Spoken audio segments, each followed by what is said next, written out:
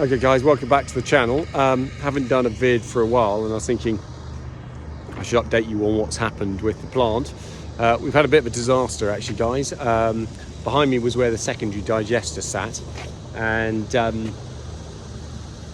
went away for the weekend and got a call Monday from the lady who operated the plant during the week and said this bag's ripped. There's a whole load of digestate that had fallen out through here, quite a lot spillage, and unfortunately the bag was unmendable. I went back to the manufacturer and said, can you mend this big rip? It was sort of maybe about 10 meters long, and they said no, it's unmendable. So that's kind of the long and the short of it. Initially I thought that it had probably been overfilled and it just hadn't been spotted. I think there was some element of overfill to it, but as time went on and we worked on it, I think there might also have been an explosion in the bag, and digestate got underneath the liner, pushed it up, formed a big bubble, and then perhaps with a little bit of overfill and then a big explosion inside the bag, it sent a lot of pressure up into the combi bag and it ripped it. We had a little glass window and that had been blown out, so it might have been a combination of a couple of things. So I didn't do a video because frankly I was absolutely on my knees about the whole thing, and just feeling like I was fed up with it really. And at first you don't really know where the route out is, if that makes sense. You've got to find out what you don't know. But my first stage was to get the bag emptied. So we emptied out the bag of liquid. There's about 900 cubes of that. We sent it through the separator to start with up the hill, and then we started to put it into the tanker, because we then had to isolate the primary digester from the secondary digester, and normally it would flow across and then into the separator tower. But we had to short circuit that, so it just goes straight from this tank into the separator tower. That's kind of hit our production as well. We're not getting as much gas, we're not eating as much maize, so all these knock-on effects have to be dealt with. So we're actually selling maize to other people now, because we're not going to need all of it. It means also our two engines, the engine 1 is working full blast, engine 2 is coming on and off, and we're not running the boiler at all to generate heat for drying logs and things like that. So it's having that effect as well. But as I said, we slowly got there. We had to take the bag out. We think the heating system in this bag is still okay. And we've ripped out the original plastic. We still managed to save the liner from that, which we're hoping will work and the heating will work.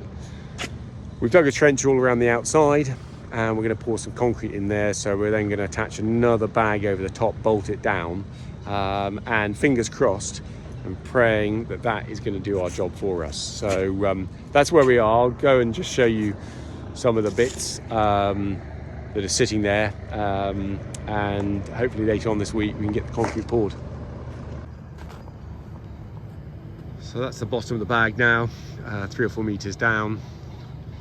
You've got 2 exit and entry ports there, which we utilised, and they come out across here out to that point there.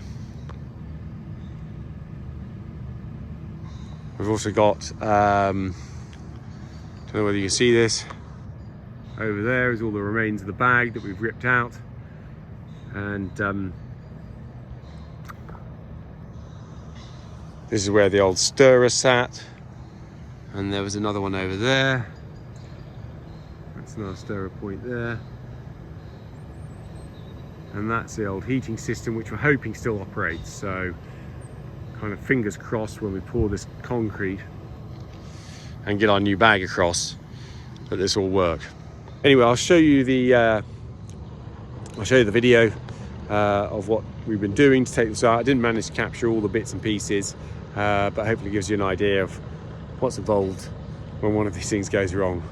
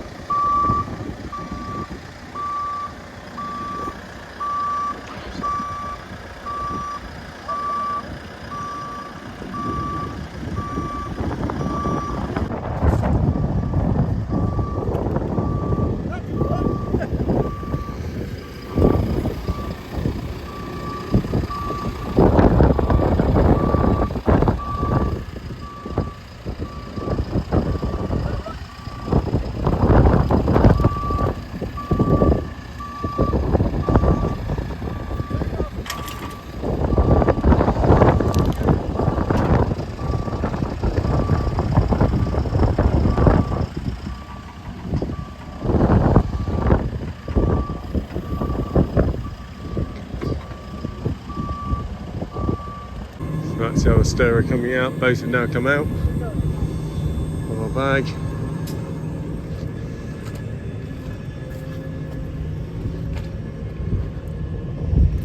Leaving that behind.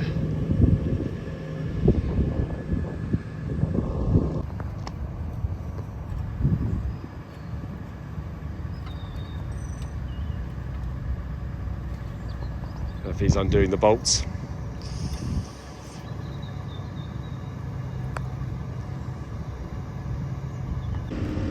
Okay, so there she is. Out, guys. Effie says there are only 2 bolts on it, but I don't know whether to try and renovate that or just throw it in the skip.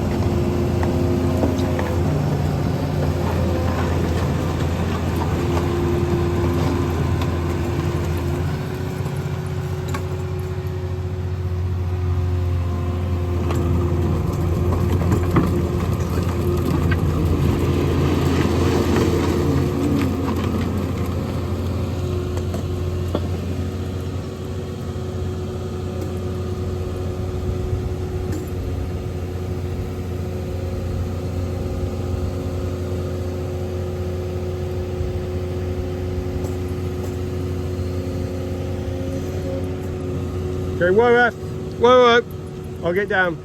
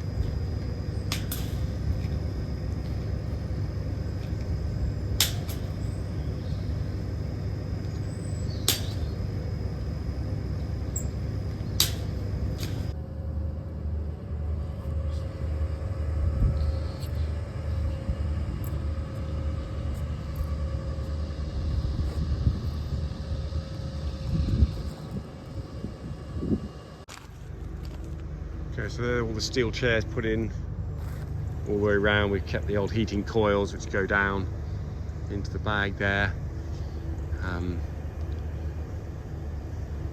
We'll pull up the green sheet and attach it to the concrete. Comes around here. It's about 50 tons of concrete in here, I think. So yeah, should be pretty secure. This is the old stirrer point here, and we're just going to tie that in. So round she goes, ready for the pour. Okay guys, so that's the just a little bit of the videos that I did while we were trying to clear everything up. What can I say? You saw the concrete panels going down there. That's essentially to try and hold the bag down if we have any more bubbles forming. The heating pads sit beneath that. And so hopefully I've allowed some little air release or gas release points, so if any pressure builds up under there again, it should come out. So that's that. We've got, as I think I said, the concrete is pouring this week, and then we can put bolts into that concrete ring and then try and attach this new dome on top. So yeah, fingers crossed it's all going to go okay.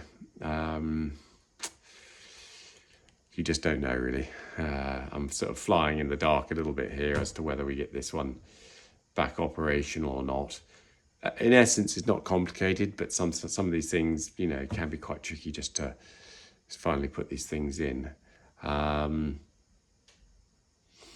The only other thing is, obviously, you know, there's been a real knock-on in terms of revenue. I had insurance with the NFU.